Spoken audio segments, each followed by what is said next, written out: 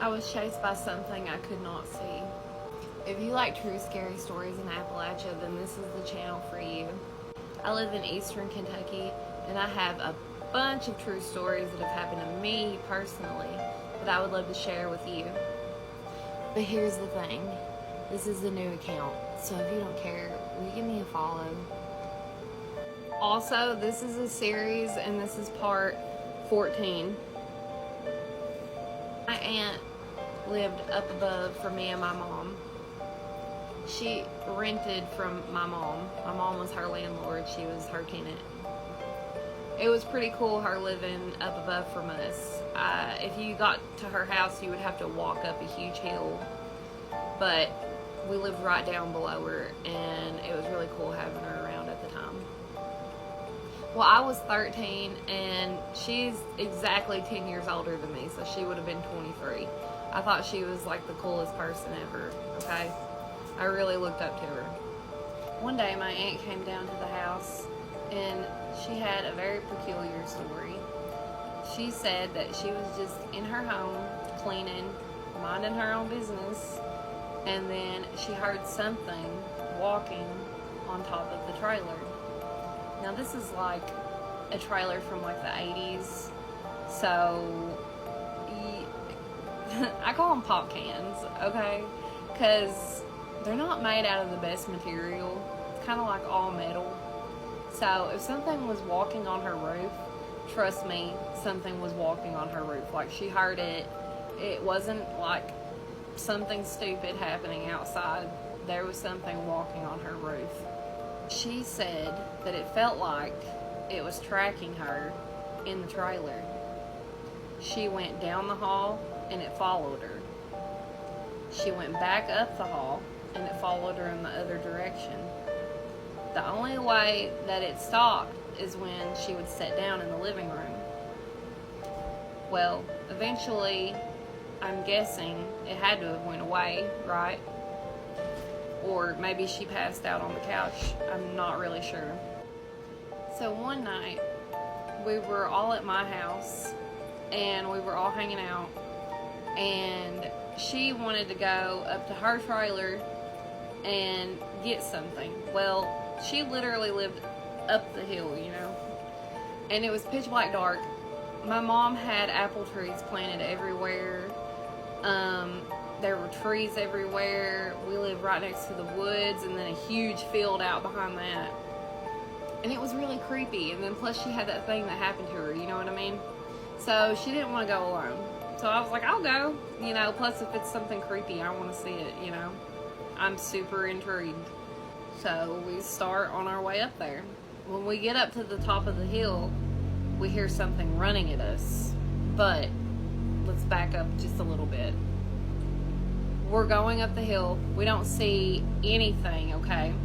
It's pitch black dark, okay? The only thing is my aunt has a phone, and that's the only way we can see our feet to walk. We hear just like steps and some brush, like in kind of like the wooded area that was close to the house. And then I just we both stopped. And I looked at her and I was like, what is that? And then she said, I don't know. And then so we both just kind of waited. One of us didn't say hold on or anything. We just kind of both know. Like, we just both knew, okay, let's not move. Her phone, she was holding her phone out just to see like if we could see anything. And we didn't see anything. All of a sudden, something charged at us, running. You could hear it, like it was really coming at us, and it sounded big. We didn't hear any grunts or anything, just 4 legs coming at us, possibly 2, I don't know. Creepy. But we heard something coming at us fast, running full speed ahead, and we still didn't see anything. So we just turned around and we ran, dude. We ran so we ran, okay? We got the hell out of there. We got out of there. And we didn't turn back around and look either. It sounded like it was right on our heels. And we got into the light.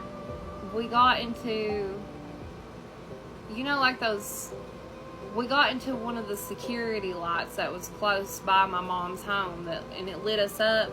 And when it lit us up, we didn't hear it chasing us anymore. It was like the light scared it off. Okay, so I live in the Appalachian Mountains, right? If you know, you know. Okay, so one night I had a friend over and we were just talking about different Appalachian Mountain stories. And she told me this one story, and I'm about to tell it to you. And like, I talk about crazy shit all the time, so nothing really shocks me anymore. But when she told me this, I'm not even gonna lie.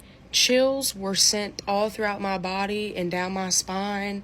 Like, girl, I definitely had the heebie-jeebies then. And when I'm done telling you the story, I'll even clip in the picture. And yes, it's a real picture. Fact check it if you want. I don't care. Anyways, okay, so I don't know if you are familiar with Blue Bend Campground, but this is where that happened at. And she was telling me her dad's best friend had went camping one weekend or whatever by himself. First of all, I would never. But anyway, he was camping out in the woods by himself. He was getting ready to do his fire, so, you know, he's getting wood gathered, he's doing his little kindling, you know. And, you know that sound where you hear stuff running through leaves in the woods? So he kept hearing that, and it kept getting closer and closer, and he started to get freaked the hell out. And he was scared, he didn't move, so he took out his phone and he put the flash on and he just took a bunch of pictures because it was like right there, like outside of his camping perimeter, you know what I'm saying? And I don't know why this crazy loon still stayed after that, but he still stayed and camped. But anyway, apparently the thing never bothered him. But when he went home after his camping weekend, he, however, looked in his photo album and seen whatever the hell this thing is on his photo album, and Alana had it on hers, and I was like, girl, you got to send that to me. But I'm gonna clip it right here. This is what he captured on camera out in the woods at night alone at Blue Bend Campground. And that, ladies and gentlemen, is why I will never go back to Blue Bend Campground. Not even during the day. So yeah, I'm gonna tell more of these on here because I've personally found them interesting. But if you guys have any crazy Appalachia stories, drop them in the comments, please.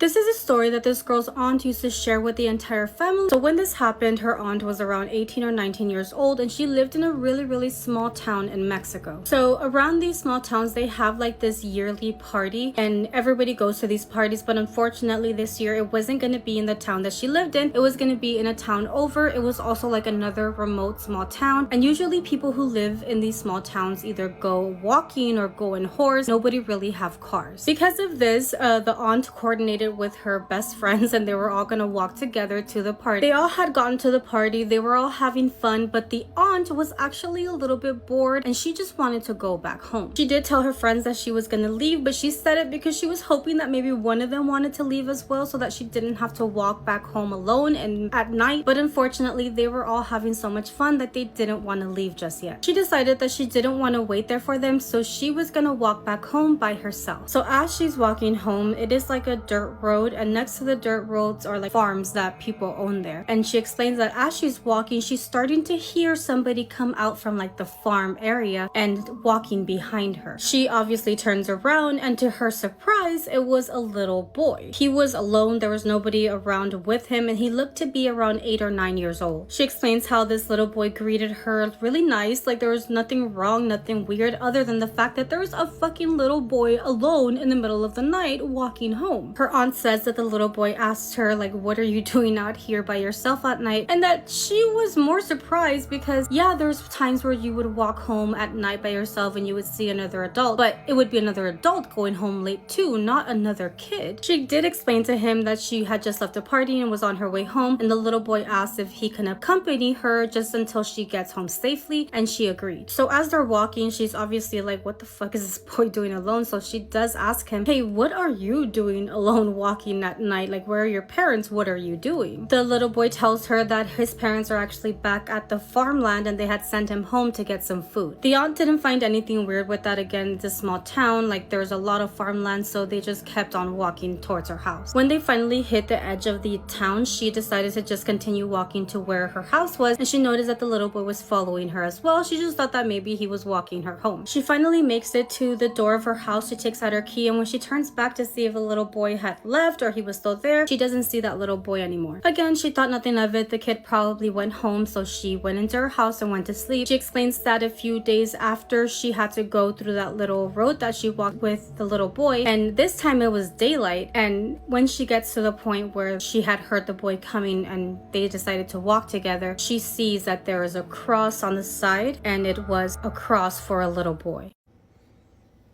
Do you guys want to hear something really weird?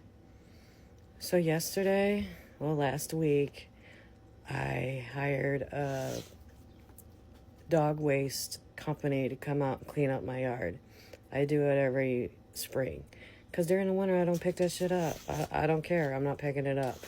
So during the spring, I have a company come out and pick up all the dog shit. And then I keep up with it during the summer and fall. So this is the same guy I always fucking use. So he's familiar with me, I'm familiar with him, and he knows my yard and blah, blah, blah, blah. So he texted me saying that he's here. He came yesterday, and I said, okay, cool. Backyard's unlocked because sometimes I lock my gates, and the dogs are in the house. So he gets out. He's doing his job. I'm watching him on camera. So he did the side of the house. He did the side of the pool. Got to the other side of the pool. Picked up some shit. And then he went to the back of the pool, and he disappeared for a minute. Like, he's a big guy. Like, he disappeared for a minute. And then he stood up, took the garbage bag out of the little holder he was having, threw it in my garbage can, and then he left. He just left. He walked right past my front porch, and that's when he usually knocks and says, I'm done, because I'm usually standing on the front porch, which I was standing on my inside door waiting for him to knock. And he continued to just keep walking and got in his car and fucking left. I was like, what the fuck just happened? So I'm like, okay, I'm going to go out and look. So I go out and look in the fucking yard. Majority of the shit's picked up except for a few sections. And he just fucking left. No, didn't text me, and I didn't text him because I didn't know what was going on. I was like, fuck, you already cleaned up half of my yard. I only got a little bit to do. I'll keep my little money. But he didn't fucking stop, text, or anything. It's the weirdest shit that ever fucking happened with this person. I don't have an issue with this guy, so I don't know what the fuck happened. Like, he didn't even sit in his car long enough. Like, that motherfucker threw that shit in the back, got in his car, and it's gone. Dude went ghost. So, I don't know what the fuck happened. I don't know, because y'all know my house is haunted. My yard's haunted, because I got smacked on the ass when I was on my deck during a fire pit, during a bonfire one time. So, they're out there, too. I also saw shadow figures from inside of my house on my deck. So, did a ghost lean in his fucking ear and say, get the fuck out? I don't know. Because this man has never done this before. He's been my poop guy for like 4 years. I don't know what happened. Come on, get down. Your turn's next.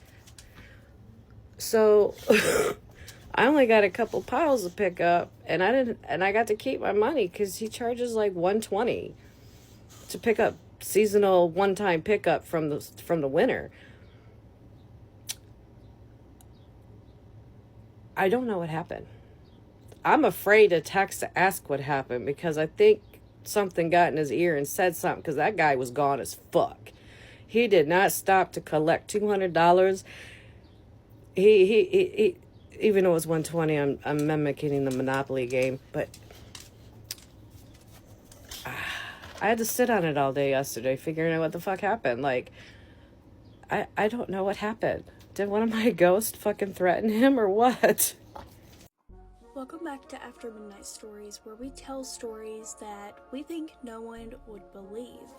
I lived about 3 hours away from the Appalachian Mountains, so the stories I have are truly bone-chilling. I hope you're all tucked into bed, because after this one, you may not want to get out.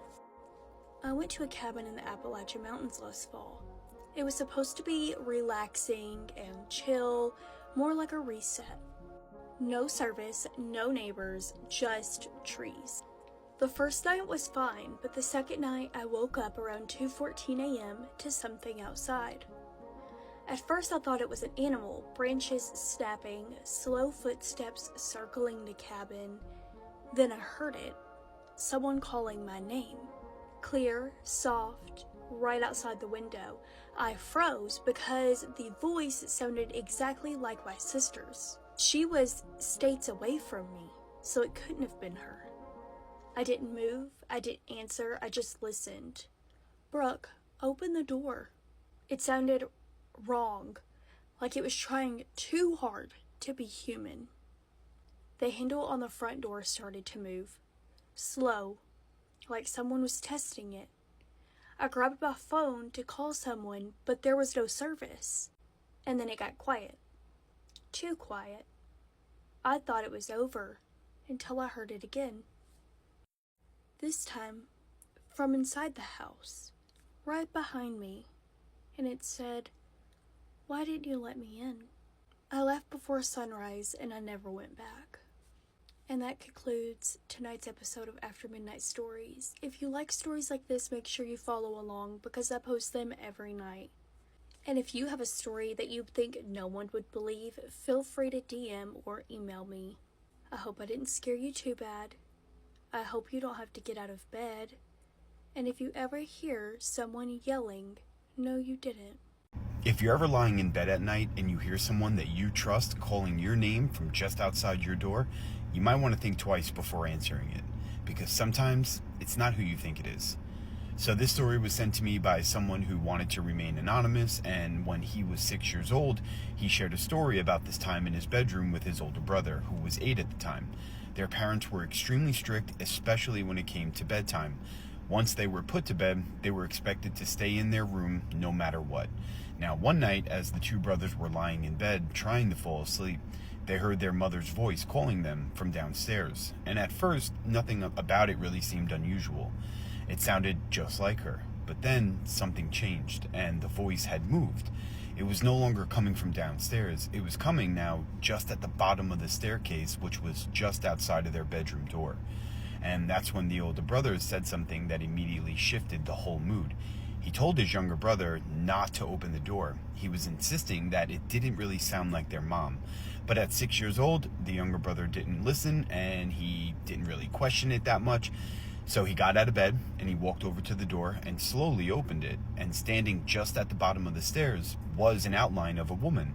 And it wasn't, not just a person or just a shadow. It was a perfectly outlined woman, and it was completely still, just watching them. And then it spoke. It said, "Hi, sweetie, come here." And the voice sounded almost exactly like his mother's, but not quite. It was close enough to be familiar, but off enough to feel deeply wrong, like something was trying to imitate her without fully understanding how.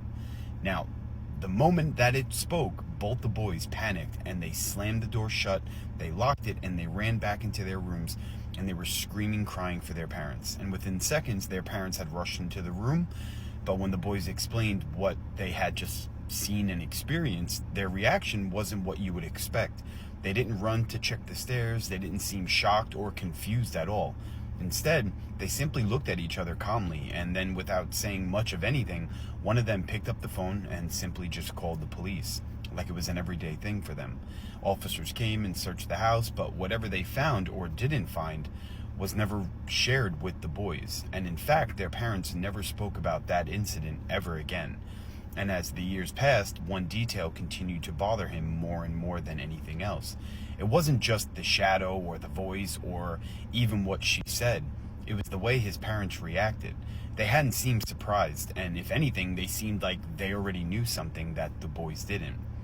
To this day, his parents still refuse to explain what happened that night or who or what that was standing at the bottom of the stairs. But the most disturbing part has always been this, I feel, and it's whatever it was or she was knew their names, and he still has no idea how to this very day. Let me know what you guys think in the comments. Welcome back to another episode of Reading Stories in the Appalachian Mountains. My family has a house deep into the Smoky Mountains with no one around us for about a mile. When I was 15, me and my best friend at the time went down to the house for a summer getaway. It was right after my grandpa had passed away, so we both decided to sleep in his room because he had the biggest bed in the house. He had cameras all around the outside of the house set up to look outside. Because we were in his room, the security camera tablet was right next to the side of my bed. We were telling scary stories around 1 in the morning, and we thought we saw something on the camera pointed outside our window and into the woods. We stared at it for a little bit, but then saw something like a bug what flew back and forth and just convinced ourselves it must have been an animal. Maybe 15 minutes later, my friend realised she left her chocolate bar on our front deck, which she wanted to eat. We would have left it out there until the morning, but there had just been a ton of mountain lion surgeons and we did not want to attract any wildlife. I checked all of the cameras on the tablet and saw nothing, so we ran outside and grabbed her chocolate bar really quickly. But when we were outside, we heard a weird noise that kind of sounded like a person walking and crunching leaves. This could have been an animal, but it just sounded so much like footsteps that I still don't think that it was. There was no way any people were near us, because the closest house is about a mile up the mountain, and my elderly great-aunt lives there. The only other person with us was my mum, who was asleep in the guest bedroom.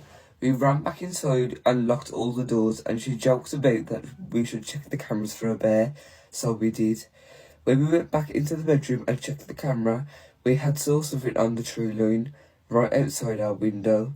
It looked like a person standing, just staring at the house, but because of the quality of the night vision camera, we couldn't see any faces or anything. Terrified, we both walked up to the window and peeked through the curtains, but we saw nothing but trees. We both had an uneasy and weird feeling that someone was watching us, and we were debating waking up to tell my mum to tell her what had just happened. But when we looked at the cameras again, there was nothing there. Freaked out, we tried to see if there was a way to rewind the cameras to see if we were just going crazy, but we weren't able to. Eventually, we convinced ourselves it was a bear and we went to sleep. When we woke up, we told my mum the entire story and asked her about rewinding it too. She then told us the cameras had been passed down for a while because there was nobody here to watch them since my grandpa had passed, and they shouldn't have been recording at all.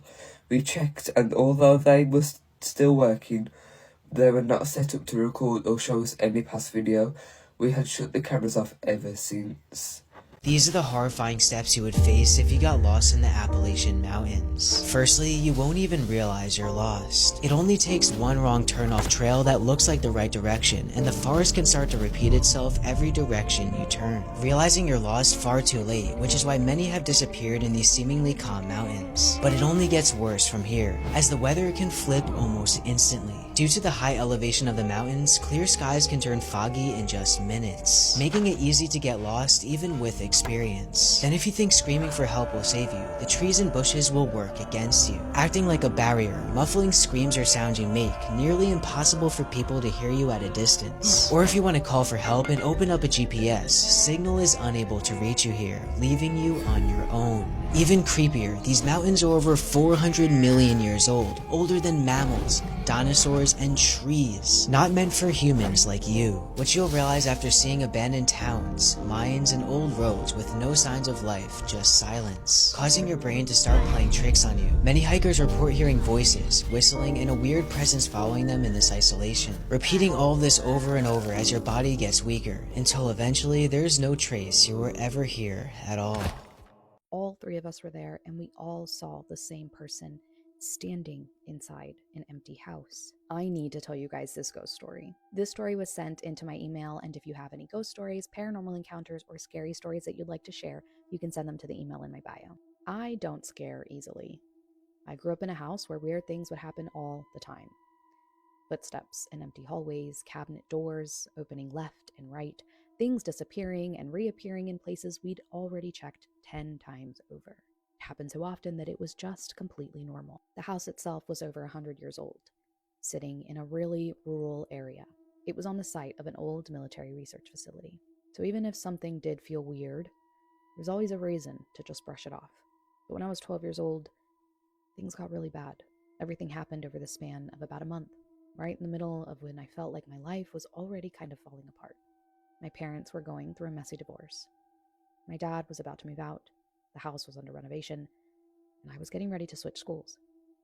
It was just a lot of fighting, a lot of tension, a lot of unknown, and then things started happening that to this day, I can't explain. The first thing didn't even really happen to me. It happened to my little brother. I woke up at around 1 a.m. to my little brother screaming, and I knew something was wrong instantly because it wasn't just crying. He sounded very scared. His room was right across from mine, and when I ran in, he was sitting upright in bed, hysterical, pointing down the hallway.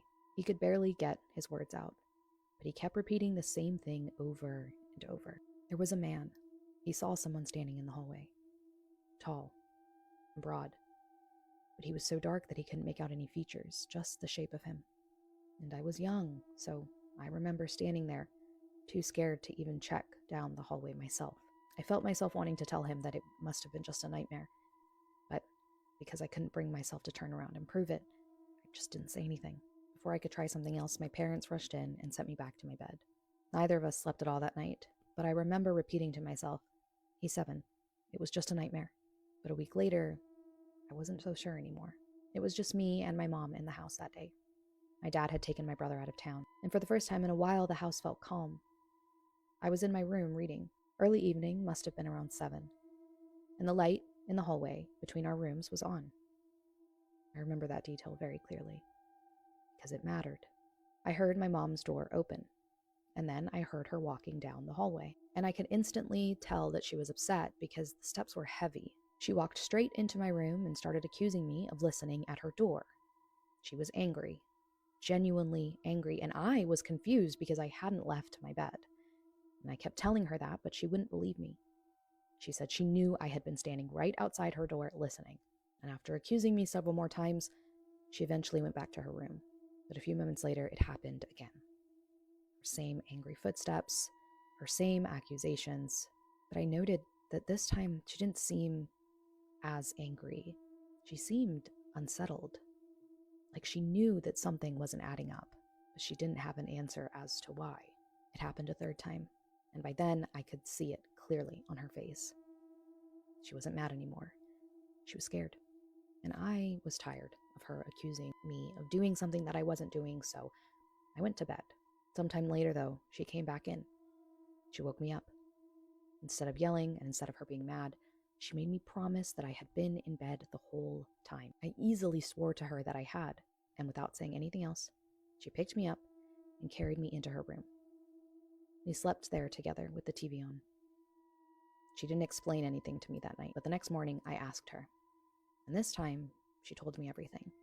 She said that because the hallway light had been on, she thought that I was eavesdropping because she could see a shadow from underneath her door, the outline of feet standing right up against it, close enough that it completely blocked the light, like someone was pressed against her door, listening. She said that she could hear it shifting its weight, the floorboards creaking under it, and after the second time she came in, she realized that whatever was standing there was too heavy to be me. A few weeks later, my dad moved out. One afternoon, we were walking back from picking berries, me, my dad, and my brother. It was the middle of the day, and it was beautiful, bright and clear, not a cloud in the sky. We happened to be passing by my mom's house, and we all looked up at it instinctively, and we saw someone standing in her window, standing still, not moving, watching us. We all waved, assuming that it was her. We smiled. We waited for her to wave back, but she didn't move. She didn't turn or walk away. She just stood there. After a while, we just gave up and kept walking. I remember feeling kind of hurt, like she was ignoring us or something. But when we got home a few days later, I mentioned it to her. She looked at me like I was insane. She told me that she hadn't even been home. She had left town that weekend, and the house had been completely empty. No one was there, no visitors, no one with a key, no one. I asked my dad, and I asked my brother. All three of us confirmed that we saw the same thing. Someone had been standing in that window in a house where no one was supposed to be inside. After that, everything stopped. We didn't hear any more footsteps. We didn't hear any more creaky floorboards, no more voices, no more people in windows, nothing. But not long after, things in our lives really started to fall apart. We experienced illness and loss, things that none of us were prepared for. And I can't help but feeling like if the energy in the house knew what was coming, it was almost as if it was trying to warn us. So did you know that the Ouija board was never meant to be treated like a joke or entertainment? Because when people use it seriously, it's less like a game and more like a process, a ritual, if you will. The way it's played is simple on the surface. You sit in a dim room, usually at night, with at least one other person. Everyone places their fingers lightly on the planchette, and you start by asking something basic. Is anyone here? And then you wait. What happens after that is at your own risk. And there are rules aside from ones printed on the box, but the kind that people talk about after something goes wrong. So let's talk about some of them. 1, you don't play alone. I don't know if this is for those who are skeptical and don't believe it moves on its own, but rather with someone else playing the game, or if it's just like a safety measure. 2, you don't ask anything you don't actually want answered. I think that's pretty self-explanatory. 3, you don't ask who or what you're speaking to in an aggressive way. The idea is you're contacting spirits and you don't know who you're really dealing with. Like in life, practice kindness. 4, you shouldn't ask how or when the responder died. Not sure why this is a specific rule, but maybe it's triggering to the poor ghosts. 5, all hands must remain on the planchette at all times. Again, go back to 1 for an explanation on that. And most importantly, 6, you always say goodbye before you take your hands off, because the belief is the moment that planchette starts moving, you're not just playing, you're connecting. And if you don't close it properly, that connection doesn't magically disappear, and you don't know who or what you're connecting to. People who believe in it say it works through something called the ideometer effect, but also something else: attention, focus, and invitation. When those rules get ignored, the story stops sounding like a game. There are people who say the planchette kept moving after they let go. People who said goodbye and it still spelled out one more word. People who started getting answers that didn't match the questions, like something else had taken over the conversation. Ouija boards that they've tried everything to get rid of, but they just show back up. And a lot of them describe the same feeling at the end, that whatever they were talking to didn't feel like the person they were actually trying to reach. Because the scariest part of the Ouija board isn't whether it moves or not. It's that if something does answer, you have no way of knowing what you actually invited in. And when you're desperate, can you really discern the difference between your longing and what's longing for you? We are going to go into actual Ouija board stories in the next few days. Send yours if you have them. Follow for those stories. My very first spooky story I told on here was actually Ouija board related. I also have a top 10 crimes inspired by Ouija board video or 2 somewhere in there. I'll try and tag them. Check them out. Also, the few videos before this one go into other spooky games, so if you're into that, check those out. Stay eerie and curious, and I'll see you in your next encounter. Hello and welcome back to a series of spooky stories, The Haunted Tea Spill. This series is brought to you by all things spooky and ungodly amounts of paranormal activity. The necklace, per usual. It's down here if you want it. Before I start the story, if you don't follow my backup page, will you please go follow me now? Any income that I generate on that page is going towards a new car. If you've seen my truck videos, you understand why I'm trying to do that. Your girl needs a new car. Now on to the story. The girl from New York. I've experienced sleep paralysis 2 times in my life. The first time I was alone in my childhood bed, and it ended before I could see anything, thankfully. The second time I had the ironic misfortune to be in bed with my husband. Men, you know? My husband isn't a good sleeper. He tosses and turns, dreams vividly, talks a lot, and has jumped out of bed a handful of times because of his dreams. Wow, that would fucking suck. I say that because I have no idea if his sleep talking influences sleep paralysis or if I actually saw something. I like to believe he influenced me because the other option creeps me out way too much. I'm so sorry. I was picturing a man leaping out of bed. Now with that context, it's not that funny. Now with the context out of the way, I half woke up one night mid-conversation with my sleeping husband. We both sleep on our stomachs, and on this night we were facing each other. I was awake enough to know that we had been talking and that he was still asleep, but not awake enough to remember what we had been saying. A second or two later after I woke up, my husband asked, "Did you send the letter?" So I asked, "What letter?" "The letter to the girl." "What girl?" "The girl from New York." And for some reason, I responded with, "You mean the girl that's right here?" "What girl? Where?" To make it worse, even though I recognized what I was saying made no sense, we don't know anyone from New York, plus we live in Arkansas, so we're not even close to New York. And that this was probably just me dreaming, but my still half-asleep brain thought that it was funny. So I had to listen to myself and my husband giggle about our silly conversation. I guess since our conversation was basically over at that point, my body wanted to turn over and keep sleeping/dreaming. My head turned away from him to my side of the bed. Instead of just seeing the wall like I should have, I saw a pale pair of legs with a white A-line skirt on. Oh, no. Our bed was a little low at the time, so I could see that the skirt ended a couple inches below her knees, and I could guess that she was a little shorter than an average woman. Since I was still half asleep, I couldn't turn to look at her fully, and I could only see a little below her waist. I don't know if it was a full-on dress or a skirt, just that it was plain white and reminded me of a skirt from the 1940s. Her skin was stark white, yet she looked completely solid, like there was an actual person with literal white skin standing behind my bed. I don't know how or why, I just knew that this was supposed to be the girl from New York. Why isn't she in New York? Why is she there, though? She didn't move or make a sound, but it was still terrifying. Yeah, girl. I was trapped in my own body, staring at a person that didn't exist, with my husband blissfully unaware, less than a foot from me. Thankfully, the fear woke up my brain enough for logic to kick in. I convinced myself I could just turn over and look away and it would be okay.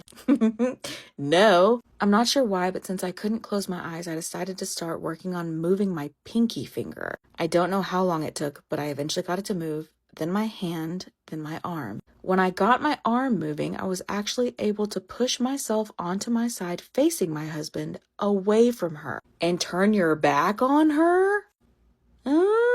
As soon as I was on my side, I was actually awake and I could move and close my eyes again. I was still terrified though, because if it wasn't just a dream, then I had just turned my back on a ghost or worse. Yeah, that's what I'm saying. But then if it was, I might continue dreaming about her. I settled on just watching my husband sleep until I eventually fell back asleep myself. When we woke up in the morning, I asked him if he remembered it or had any dreams, and he said that he couldn't remember anything happening. I was spooked by it for a few days, but it never happened again. We never had anything else weird or spooky happen in that house either, so I've settled on it being my husband's fault for sleep talking and being a bad influence. If that's the case, though, who's the girl in New York? And why is your husband sleep talking about sending a letter to her? I have too much trauma because I absolutely would have made that an issue.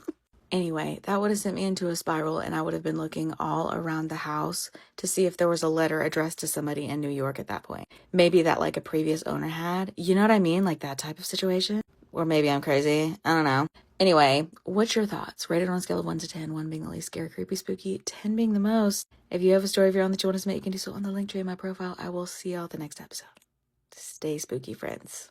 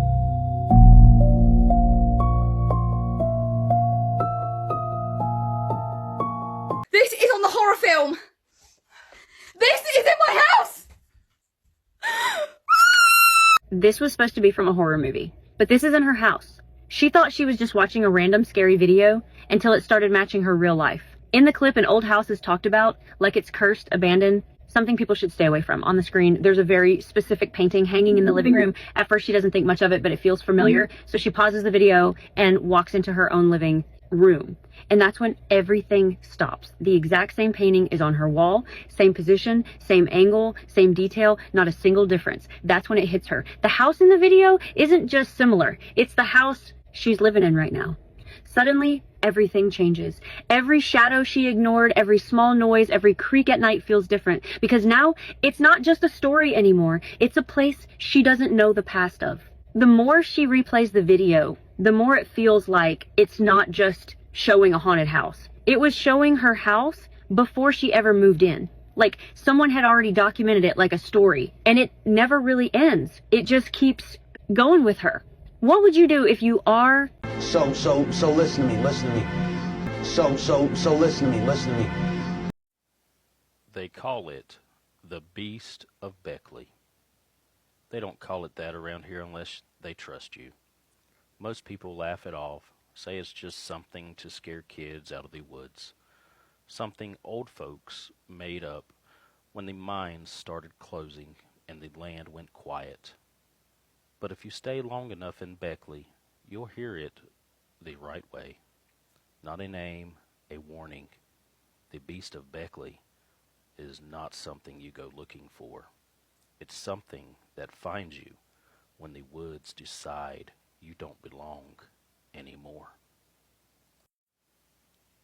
It started with a call, not 911, not dispatch, a direct line from a man who shouldn't have had my number. His voice was wrong from the start, wet, thick, like it had something in his mouth he couldn't swallow. He said, "I found it." Then he started crying, not loud, not panicked, just leaking, like something inside him had broken open. He told me where he was, just outside of town, old logging trail that hadn't been used in years. I told him to stay where he was. He laughed at that, a low, chucking sound. "I can't," he said. "It's still here." Then the line went quiet, not dead, just quiet, and I could hear it breathing.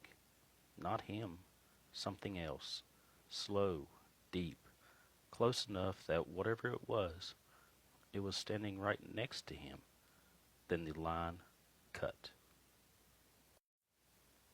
By the time I got there, the sun was already sinking behind the trees, the kind of light that makes everything look like it's rotting in place. His truck was easy to find. Driver's side door open, engine off, keys still inside. There was blood. Not a lot, but enough. Smeared along the inside of the door like someone had tried to hold themselves up and failed. I called it in, asked for backup. They told me I was 20 minutes out. I didn't wait. I don't know why. Maybe I thought I could still help him. Maybe I thought I knew I couldn't. The woods behind the truck were thick, old growth, the kind that doesn't get cut because the ground beneath it isn't right. The smell hit me before I even stepped in. Not decay, not death, something warmer. Like meat left too long in the sun. Sweet at first, then sour, then something else underneath it that made the back of your tongue itch. I followed the trail. There were drag marks, not clean, not straight, erratic, like something heavy had been pulled, then dropped, then dragged again. And mixed in with it, handprints, his, pressed into the dirt, fingers clawing, trying to hold onto something that wouldn't let him. I moved slower after that. Every step felt louder than it should have been. Every breath felt like it was being heard. That's when I saw where the ground dipped, a shallow hollow, just enough to hide something if you were standing over it. That's where the smell got worse. Thick, wet, alive. I raised my light and I saw him. What was left of him. He wasn't dead, not yet. His body was laid open from the ribs down, not cut, not torn, opened, like something had reached inside him and spread him apart. His stomach, his insides, they weren't missing. They were moved, shifted, rearranged, looped over themselves like something trying to figure out how they fit. His legs twitched when the light hit him. His mouth opened, and that's when I realized his jaw was broken, not snapped, unhinged, pulled down too far, too wide, like something had needed room. He tried to speak. What came out wasn't words, it was a sound, wet, grinding, like something that was still moving in his throat. I took a step forward, and then I heard it behind me, slow, deliberate, heavy weight shifting through leaves that didn't dare move too loud. I turned, and at first I didn't understand what I was looking at, because it wasn't shaped right, too tall, but hunched, like it didn't want to be seen at its full height. Its limbs were wrong, too long in places, too thick in others, like they'd been pulled and twisted, then forced back into something that could still move. Its skin? No, not skin. Something like it, stretched, too tight in some places, too loose in others, and it moved. God, the way it moved. Not like an animal, not like a man. It shifted forward in short, testing steps, like it was learning how to use the body it was in. And then it stood up straighter, just a little, enough for me to see its face. There wasn't one. Not really. They were pieces, parts, things that used to be a face, layered wrong, a cheek that didn't belong where it was, an eye set too low, another too high, and the mouth, it opened, slow, too slow, like it hurt to do it.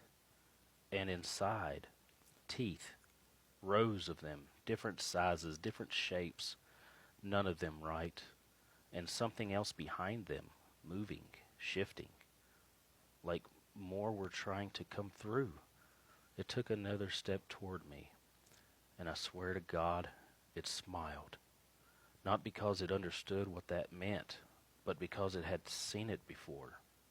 Heard it, learned it, from people like us, from things it had taken apart, and then it spoke. My name. Clear. Perfect. In my own voice. I couldn't move. My body locked. My hands went cold. And somewhere behind me, the man on the ground started making that sound again. That wet, choking grind. But it changed. Shifted. Became words. My words. Repeating my name over and over and over. I realized that what it was doing, what it had been doing, it wasn't killing him. Not yet. It was practicing, learning, taking pieces apart to see how they worked, trying them on like a mask it couldn't quite fit right. The thing in front of me tilted its head, studying me, hungry in a way I can't explain. Not for meat, for something else, something inside. And then it took a step closer, too close, close enough I could smell inside its mouth, rot, blood, and something older, something that had been feeding for a long time. It leaned in and whispered, "Stay." Not a command, a request, like it didn't want me to leave, like it needed more time. I ran. I don't remember turning, I don't remember deciding. My body just went. Branches tore at me, ground slipping under me, and behind me I heard it. Not chasing, not rushing, just moving, keeping pace, taking its time, because it knew something I didn't, that it didn't need to catch me, not out there, not in the woods.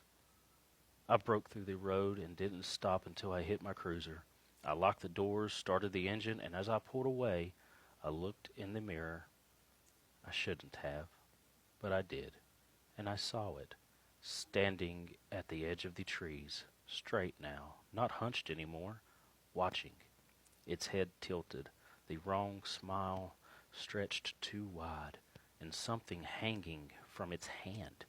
At first I thought it was part of the man, but it moved, curled, reached. It was his tongue, still attached to something deeper, still trying to form words, still trying to say my name. Backup found this site an hour later. There was nothing there, no body, no blood, no sign anyone had ever been in those woods, just disturbed earth, and one thing left behind, a single print, deep, too long, too wide, and pressed into it finger marks from the inside, like something had stepped down into the ground and something beneath it had pushed back out. They asked me what I saw. I told them the truth, or as much of it as I could say out loud. Most of them didn't believe me. One of them did, an old deputy, been around longer than any of us. He didn't laugh, didn't question. He just nodded slowly and said, "You saw it?" I asked him what it was. He looked out towards the trees, towards where the dark starts swallowing everything whole, and he said, "They call it the Beast of Beckley." Then he paused, just long enough to make sure I was listening, really listening, and he added, "It ain't an animal." I asked him what he meant, and he looked back at me, eyes steady, voice low, like he didn't want it hearing us talk about it. He said, "It's what's left after the woods finish learning how to be us." I don't go out there anymore. Don't take those roads. Don't answer calls that come from numbers I don't recognize. But sometimes, late at night, when everything goes quiet, I hear it. Close, inside the walls, breathing, practicing, and every now and then it gets my voice exactly right. What is the scariest thing that could happen while camping? Well, this one guy who was camping in Florida had a horrifying encounter. So years ago, a guy and his friend were camping in Florida when they came upon this old man's campground. It was in disarray, so they kind of got a bad feeling from it and they turned to leave. But then the guy comes out of the campsite and is like, "Oh, hey," he wants to talk to them. He starts engaging them. He's giving them suggestions of where to go in the woods, but he's telling them where to go in steps, not in miles or yards. So he's like, "Oh, the waterfall is 300 steps from here." And one of the guys thinks that's weird because that's really not common in the area to describe where to go. A few months pass and they basically just forget about this interaction, but one day one of the guys calls the other guy and is like, "Dude, you have to turn on the TV right now." And all over the news are pictures of this guy, the guy they saw, Gary Michael Hilton, who is a serial killer who preyed upon young women in national parks, kidnapping them and taking their lives. Some of the places he told the boys to go look at were places he had hid bodies. Both men were contacted by law enforcement and ended up giving very valuable information in the investigation. And before we get into it, I have a podcast episode of 2 of the scariest camping stories I've ever heard if you're interested.